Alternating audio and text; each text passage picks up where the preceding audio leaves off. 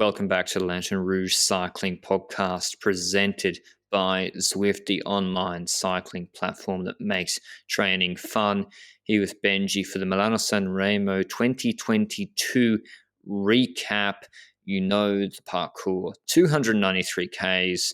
We have the Cipressa Poggio combo with the descent into Sanremo, about a 6K run-in after the Poggio, which is neither of these climbs are steep. 3Ks, 3.5 Ks, 4% for the Poggio. Cipressa's 5.5 Ks, 4.1%. As a note, after our preview came out, we knew this would happen with the sickness rampant through the peloton. Many omissions. Yes, we still have Wout here as the favourite, but Caleb Ewan second favourite out. Pogacar okay, started, but said he had a cold. MVDP in for Alpecin Phoenix. We've got an article on lanternerouge.com.au about his training preparation, dropped this morning. Mads Pedersen in for Trek, Sturven out, and Alaphilippe out. So a lot of changes, but some things change, some things stay the same, and that's Italian Pro Conti riders in the break, Benji. Yep, they were in the breakaway, the Pro Conti riders. Riders from Aiolo, too. We also had Drone Hopper with two riders in there. And I think we also had a rider from Bardiani and a rider from Lotto Soudal in the breakaway as well. Concha, which is it's the consequence of Ewan getting out of this race that they need to show them somehow, I guess. Because, Gilbert is not necessarily the leader at which you can stake everything in this race. But then again, it's a bit meh to have to see them in the breakaway. Nonetheless, that breakaway was kept up to a 6-7 minute gap, I think, by the peloton for the majority of this race. We know that nothing really happens until the Capi come by, nothing on the Turquino and so forth. It was Jos van Emden and I think Mosca that were doing most of the tempoing in the peloton. Crazy. That must be such a boring job on Milano-Sanremo, I tell you. But when it comes to the action happening, I think it actually started on the Capos already, or the Capi, however you want to pronounce it. We had Pidcock dropping, which was something that we didn't want to see, but we knew that he had, I think, a knee injury in the past and also some sickness, right? I think a knee injury in Lavernier. I don't know about sickness. I've seen him training here a lot. He's been doing like 7-hour rides. He put it on Instagram, I think, recently.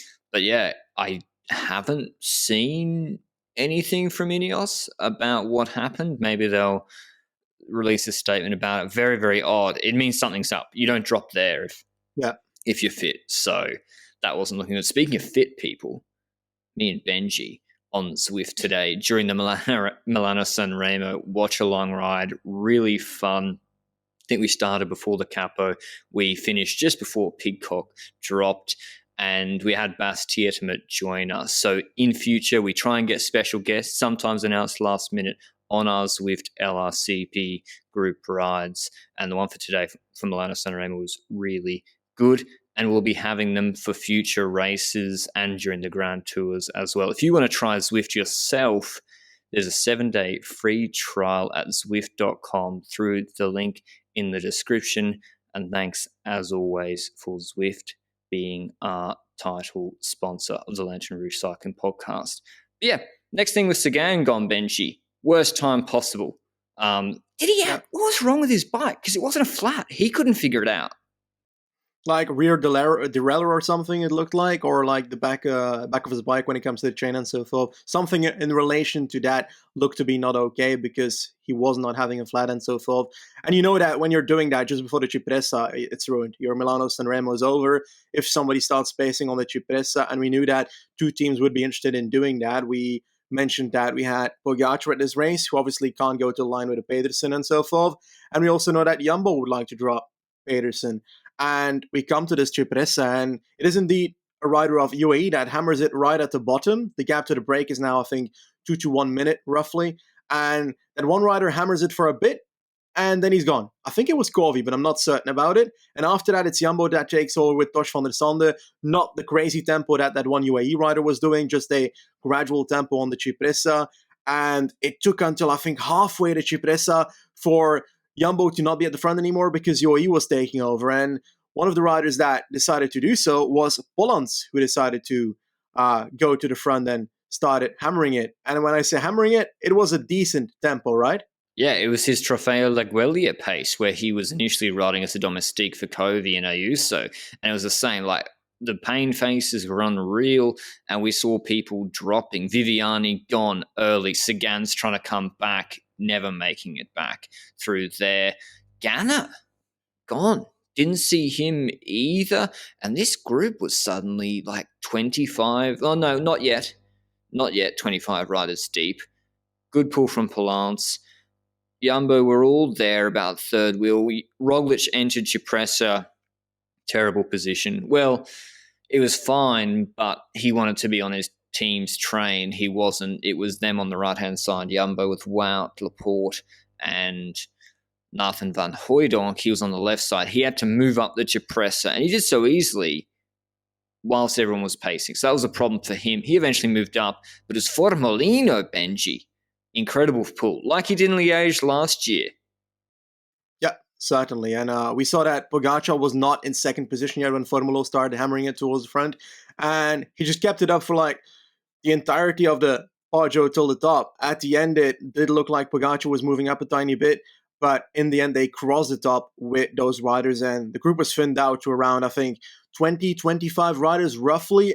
But who was still there? There were some names there, and Mess Pedersen was one of the names that's still there. So the sprinter you want to drop right here is the one that's still hanging on, and that's a dangerous thing when you're Pogacar and Jumbo in the situation, because they know if they go to the line, it won't be easy to beat a Mess Pedersen. And Demar was still in that group as well, I think, although I would have expected him to drop in the Poggio later anyway, so I wasn't too scared of that rider. We saw Girmay in there. We saw Aramburu in there. I was hyping up that potential third, seventh spot in 3 years in a row, but the descent started, and I was afraid at first that UAE was hammering it too much on the climb to the point where they wouldn't have anyone to pace in the valley, because I wouldn't expect Jumbo, who only had 3 riders left at that point, which is Laporte, Roglic, and Wout van Aert, to use one of those riders in the flat. I wouldn't expect that, because why would they do that if Pedersen is in the group?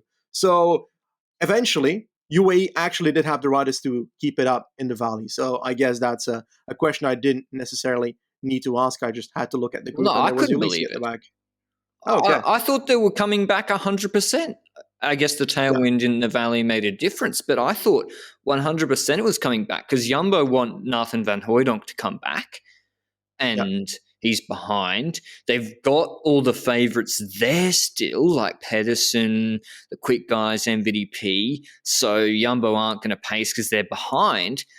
And so it's Formula against the whole group, wherever we never saw them camera work, by the way. We wait 6 hours for something to happen, and then attacks start happening, and they focus on the meme break for the whole time. Incredibly frustrating. But yeah, I guess the tailwind, but Formula kept pacing the valley, and they had Ulissi second wheel. And I've never seen him in a race over 200 Ks before. Well, actually, I think he has good races over 200K in the Giro, but is that different? Are the Canadian ones over 200 Ks? They're quite hard. No clue. But anyway, he was second wheel, and we had most of the favourites here. We had Turgis. Demar even made it. He's in better shape. We saw that Tirreno, Jan Tratnik, Søren Kragh, Kwiatkowski, the only Ineos rider, a day to forget for Ineos. Caruso for Bahrain. Seneschal, not a good day for Quickstep either. Jakobsen obviously gone. Aramburu, the guru. And I'm not sure if Ivan Garcia Cortina made it. He didn't. So it's a big group, but no one has domestiques. It's all really the big guys, and the only ones with domestiques are UAE and Jumbo Visma. Even Vincenzo Albanese still was there for Yolo Cometa. Anyway, get to the Poggio. Laporte goes on the front. Roglic enters Poggio in bad position, and Laporte starts pacing while Roglic is trying to desperately move up. Now, I know there's a delay, and I know it's probably still better. Okay, let's just get Wout into good position, but that made it harder for Roglic to move up, Benji, and I think that then affected what was to come. And then Ulissi pulled. But I think UAE tactics are a little bit weird on Poggio, Benji. I think they overestimated how hard it is at the start and how easily they could drop people at the start. I agree. When it comes to UAE, right? Yeah. At the start of the Poggio? 2% because, attacking. Yeah, we know that the most important aspect of the Poggio is, first of all, that positioning, like you said, with Roglic, but the last spot is the steepest spot, and that's where attacks usually follow. And when we notice that UAE is taking over so early from Laporte and starts hammering it towards the front there, we know that a lot of people are going to have they're going to be on the edge. They're going to be on threshold, like above threshold the entire time at that point. But is that enough to drop them on a 3.5% section? Probably not. You got to wait until the very steep section to make that move. And I think it might be easier to have one spike of energy on that steep section than the entirety of the climb. Because if you start going hammering on that easy section, then you might not have the energy to hammer it on the steeper section. And, well, it might actually happen that way because they kept up that pace for a tiny bit, and it didn't take long until Pogacar attacked, right? I know he attacked once really, really early, and I was with Wout on the wheel, like literally on the wheel at 45 kilometers an hour. And I guess if it was them mano a mano, that sort of makes sense if you think you can re-attack. But there's MVDP here, Roglic here, Pedersen was still there, Girmay, Kraj Andersen, Mohoric, Matthews, they're all still here. And it's not, they didn't do like a record pace this year. It was completely different Poggio to last year. Stop-start, because as I said, Laporte's then gone. And he's trying to come back. Roglic is trying to move up. Laporte wanted to set a steadier tempo, and then Roglic actually closed him to the wall, stopped him moving up, and then an attack came again. I can't remember. I think it was from Pogacar again. He went re-attacking, and this time it was Wout closing it, and he had a little gap, and Roglic closed Wout, Benji, and they're not all smoothly on each other's wheel. They're like 30 centimeters off, and he has MVDP on his wheel. I think Roglic should have done what Ewan did last year and just slide, because just slide a bit, and then the group will bring it back again. Yep, I agree on that aspect, because the key about Jumbo in the situation is the thing we brought up in the preview. If we come with a group towards the top, we need to have two riders in it, because if you don't, then you're not going to take it. And if you're UAE, then you would say, oh, we also would like that. So I think both of those teams ended up spending so much energy on the Poggio that they made it very hard for themselves to get over the top with two riders if a potential 10 to 12 man group gets over the top. And after that Pogacar attack, I think Roglic decided to counterattack as well at some point. Van der Poel jumped on his wheel, then Pogacar jumped on the wheel of Van der Poel, and Wout jumped off the wheel of Pogacar. And then we look at the next phase, and we see once again a move of Pogacar. We see that Wout close it again, and Mathieu Van der Poel closes it. And again, it's like Roglic reacting to, in the same way you already mentioned, where he is basically bringing people back to a group with Wout. And I'm kind of in doubt if that was I think that was not a clever move. No, I think you can just save a little bit, because it's going to come back. You have to trust it will come back a little bit. And if it doesn't, well, Wout's ahead with a group of three. That's fine. Yeah. So you don't need to close 3 men. And you could have saved a bit of energy, because, we saw what happened last year. There was one point in the race, I don't know which attack it was, where Roglic actually let the gap go when Wout van Aert went with the front riders. But that was still at a point where there were so many people in that group that they could relatively easily close it again at that point. So I think that at that point in the race, Roglic should have not thought about counterattacking yet. He should have waited until the steep sections to do something.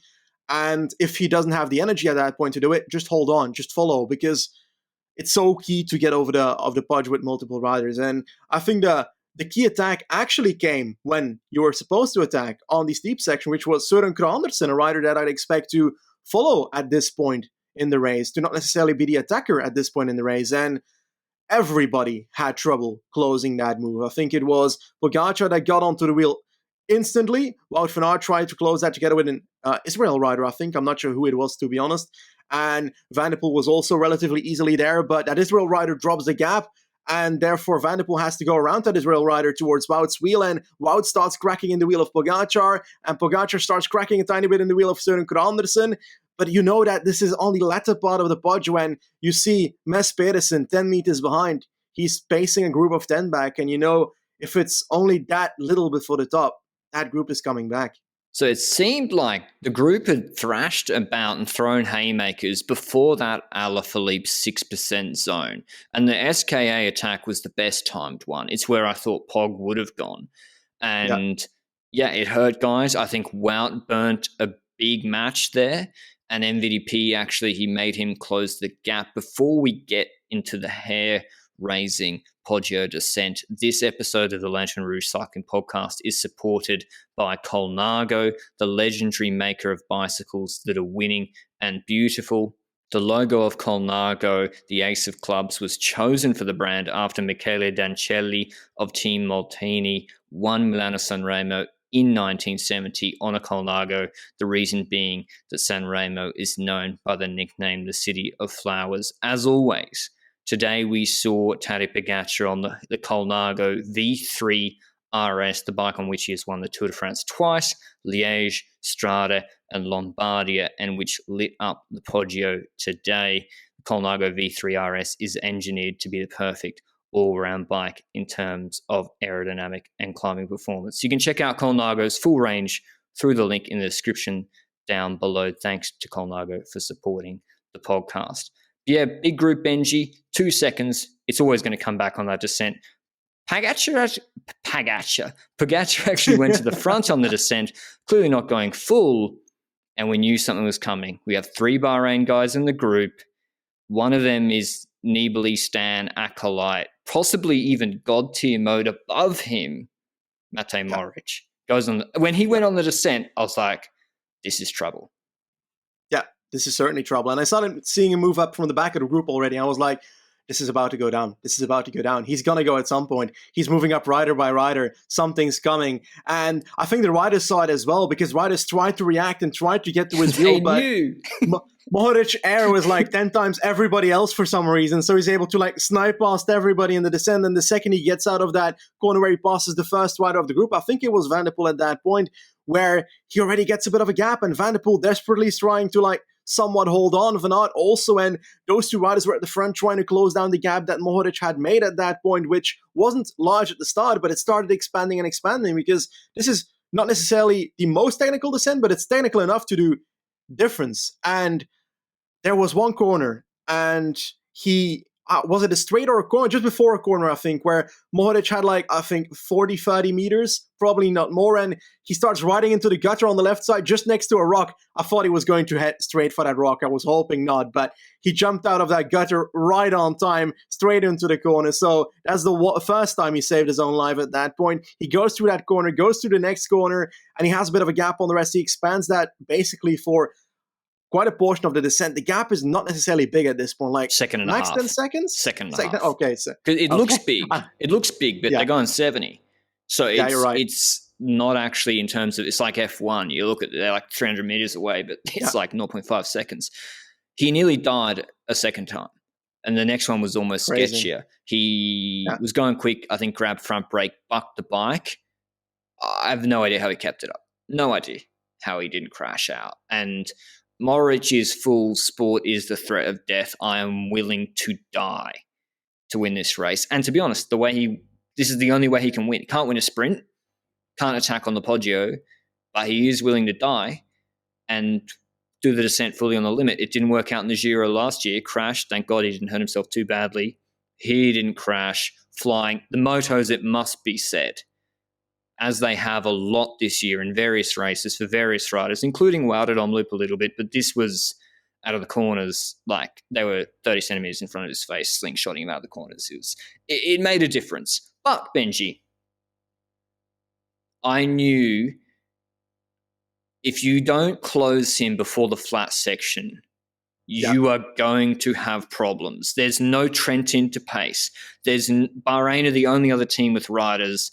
You will never get MVDP, Wout and Pedersen to work together. Never.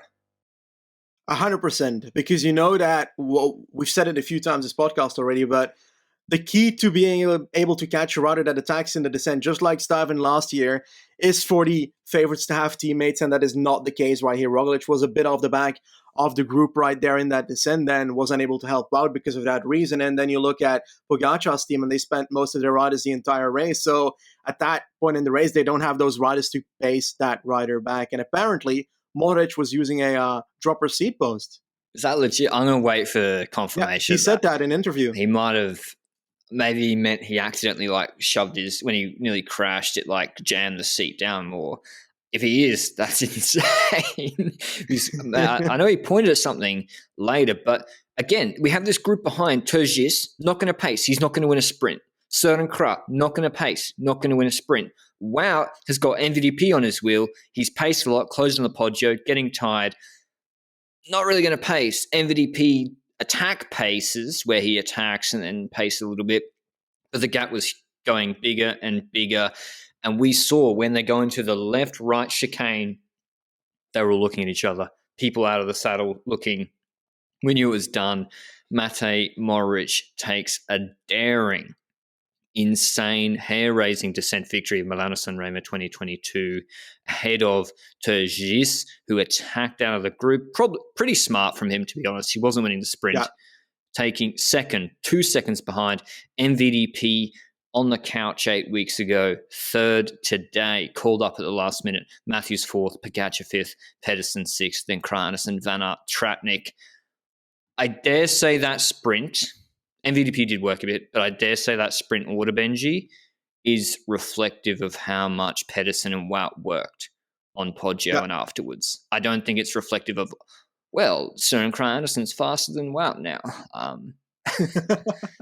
Yeah, I agree on that. And the aspect to that sprint is as well that Turgis is first in that sprint, but it's not necessarily that he sprinted, because I think he rode away in the last kilometer as well from that group solo towards Mohoric. At some point I was looking at him, okay, Turgis going to win a monument. Turgis going to win a monument. But Mohoric held on in the end because at that point it was too late. And what a wonderful ride for Turgis as well. Lots of points, 400 UCI points for Total Energy. They'll be pretty happy with that. Probably better than Sagan would have done if he didn't have a mechanical. I'll tell you that. But when it comes to the rest of the group that is in there, just Pogacar tried what he could to drop people, perhaps on the wrong times. Pedersen did a wonderful race and had the same issue as Wout has last year and as Wout had this year, where he didn't have a teammate to ride with him. Is if Stuyven is at this race next to Pedersen, big difference. Pedersen might actually win Milano-Sanremo. You got to remember, it's 2 seconds. We are talking. You got to remember, it's 2 seconds. We are talking very fine margins here. You have one domestique to just pull for 500 meters instead of the group stalling. There's your 2 seconds or a second. You have the moto not doing so much. There's another second. So, yeah, incredible from Mohoric, though. I'm trying to bring up his palmares because in the last year, he's won Slovenian National Champs road race, which is not easy to do, maybe one of the hardest, 2 tour stages, Benelux Tour Stage 7, and now MSR, his biggest win to date. It shouldn't be a surprise. This is, I know you'd never predict him as a favourite, but it's always a risk. And in Liège, Benji, this is what he always does. He gets dropped on the last climb. We never see it on TV. You've asked for drone footage many times of him descending to catch the group in Liège. I think he caught G1. Was it last year or the year before? Yeah, I think the year before, but I'm not sure. Insane descender. And it is good to have some variety. When was the last descent win? Are we counting Nibali? I don't know. This is a proper descent win. The peloton's tempo was, this is a proper descent win. Attacking in descent, keeping that gap. We know Mohoric is the best descender in the world, hands down, and we saw it today, as simple as that. I should round out the top 10 for completeness. Mohoric, Turgis, Van der Poel, Matthews, some big points for Bike Exchange. Pog 5th, Mads Pedersen, Kraanesen 7th, Van Aert, Tratnik, Demar 10th. He was then in the second or third group, rather, 11 seconds. With Albanese 11th, big result for Yolo. Gurmai 12th, Arambaru, Seneschal, Caruso, Kwiatkowski, the best Ineos rider, 16th. What's going on with Ineos, Benji? Richie Port said, we're still the best team in the world. It doesn't look like it at the moment. Yeah, but that article was a bit clickbaity because at first I shared it because, Richie, you're wrong. But the last sentence was I think we can become the best team in the world again. While he said at the first sentence, we are the best team in the world. So he's sending mixed signals, Richie. Come on, man. And I think, I think they didn't have the best day, certainly, but I don't think Ganna could have been able to follow that tempo up the Poggio that Why the not? first riders were Demar doing. made it. Second group, though. But Ganna should have done better. I mean, he got dropped on Cipressa. Yeah, you're right. I think if Damara is making Cipressa, I think you'd expect Ganna to make it. And Kokar as well. Yeah, true. Yeah, and that's the thing. These are different races raced. I know they don't race the first bit hard, but when they really launch it, this is different to Provence Stage 2 when Formulo hits the Cipressa hard. I think Matthews, to be honest, like what else he can do but just hope for a good result in the sprint here. And that's the problem for guys like Wout and MVDP. Let's talk about Pogacar and UAE Benji. We're not disappointed because we didn't see him as like a 5-star favorite. Yeah. And the hype was getting a bit out of control for what is a balanced race that sprinters can win. No aero helmet. They're on wide bars.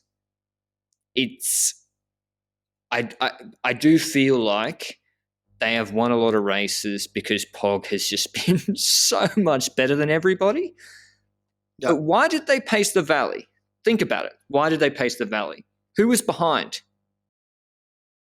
I agree. That's the entire point I was making for Jumbo, for example. In that situation, they should be the one pacing. And I think at that point, you're at what is that term called? Fallacy, cost fallacy? Some cost fallacy. Yeah. We've dropped so many people. We got to keep them behind.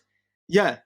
But at that point in the race, there's no point to keep it going because the riders that you wanted to drop are still with you. Mess Pedersen, sure, a Christoph and so forth, but you're going to drop them on the Poggio. Come on, like, it's not like they're going to follow there. So I think they should indeed not have paced in that point in the race. And I think that from the moment that they notice that Pedersen is holding on the Cipressa, they should have kept going like they did, in my opinion. They did that well. But they should not have started going that crazy from the bottom, both Jumbo and UAE on the Poggio. Laporte was gradual at the start of the Poggio, but he also shouldn't have done that. I think Laporte was pacing initially just to get Wout into good position, and then he clearly eased up because Ulysses, he's not so... True. But yeah, UAE, you're right.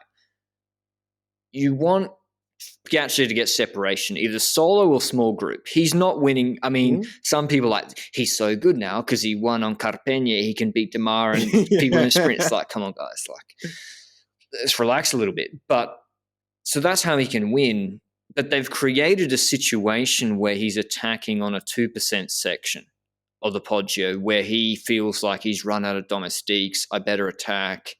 Maybe Benji, he was hoping MVDP or Wout would bring him somewhere and they would counter, he would go with, like he went with Sir and Kra. I don't know. If I was them, I would have still paced the Cipressa really hard to put fatigue in the legs of the other domestiques.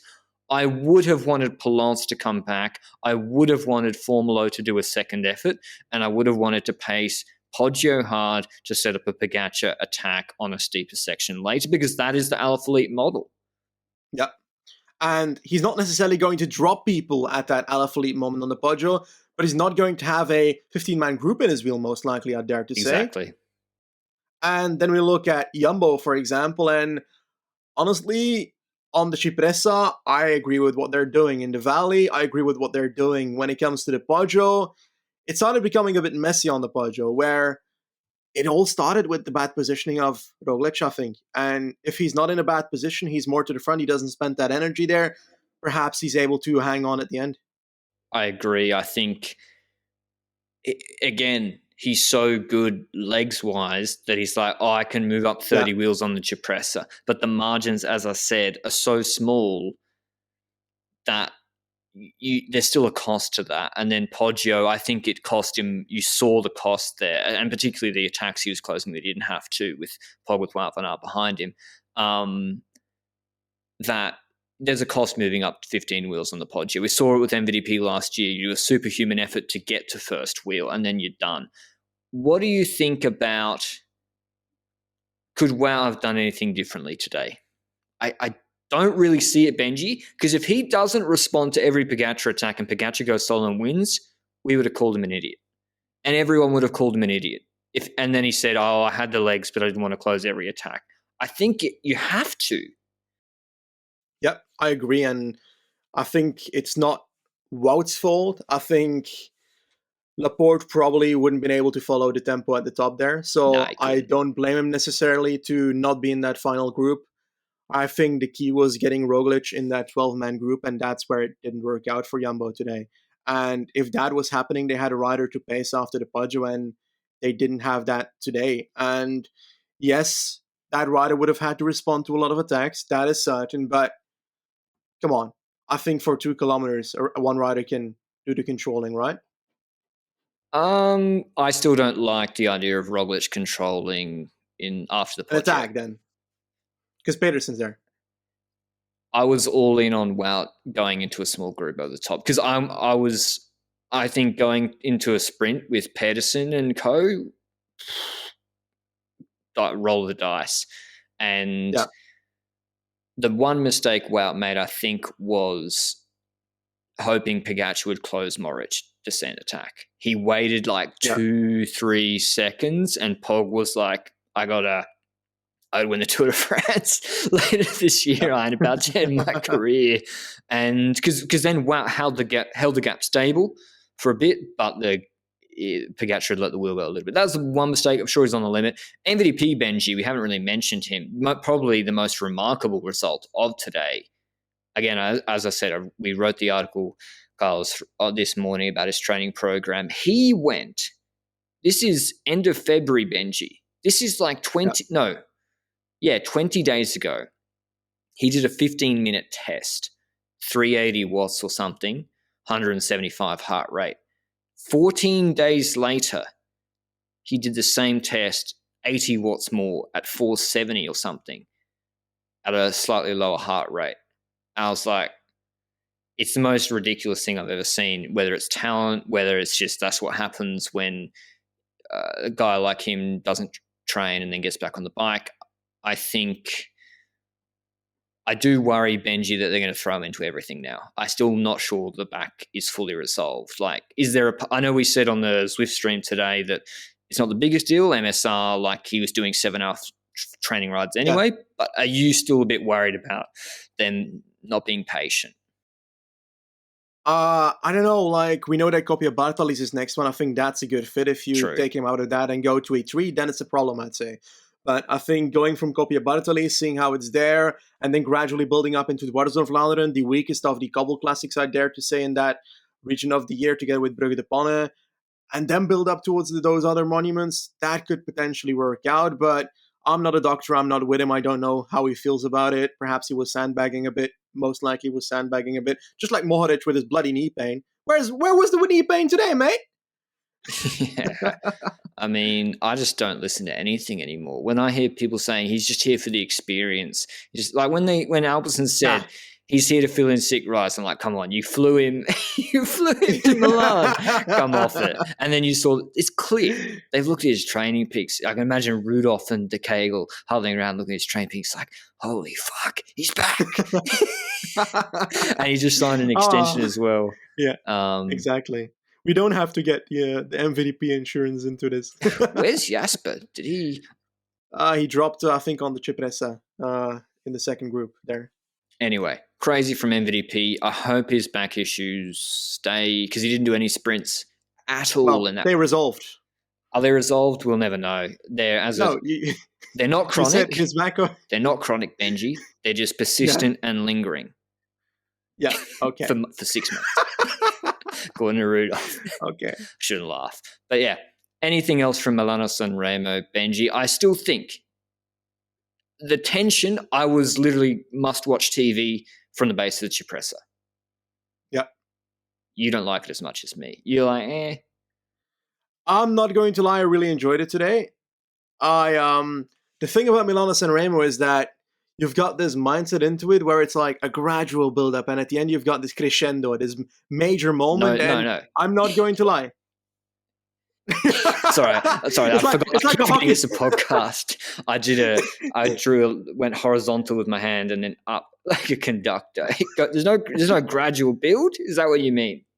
The tension gradually builds up, in my opinion, because like it gradually builds up towards a moment where it kicks off. And yeah, it's a hockey stick parkour. You're right, where the initial part of the tension is flat, and then it goes up. Jesus, this is what are we we're stuck getting in this into analogy. here? I think. No, I just mean, But if you watch the first 200 Ks, that's on you. You're an idiot. yeah, but next to that, I agree. But I also wanted to add that I'm not going to lie. The last 25 minutes of Milano-Sanremo were some of the most stressful minutes of the season. And the last few years with the Liège finish at the Liège finish in Liège, yeah, that's what I said. That's also become a bit more stressful to me because you've got that descent to the line. They're gonna come in a group or not. It's a similar situation. And what do you think? Can Mohoric pull this off at LBL? I think so. Like, Bahrain is so strong. They got Caruso, Mohoric for Liège, Fred Wright, who couldn't even start today. So, I mean, this is the thing, Benji. If Colbrelli was here, does Mohoric win? Is he chained for Colbrelli? That's I don't know. An interesting sliding doors moment. But yeah, that was MSR. Bit of housekeeping. Tomorrow we will have Trofeo Alfredo Binda, the Women's World Tour one-day race. Not the most stacked start list, but otherwise next week we have Volta a Catalunya. We will be checking in on MVP at Coppi e Bartoli. In fact, that start list is very, very, very strong. I think Thomas is doing it. There's Brugge de Pana, men and women's, E3 on the Friday. So we have the permanent stage race of Catalunya, and then some good one-day racing as well. Thanks as always to Zwift, the title sponsor of the podcast, the online cycling platform that makes training fun, as well as Colnago supporting this show. Until next time, ciao.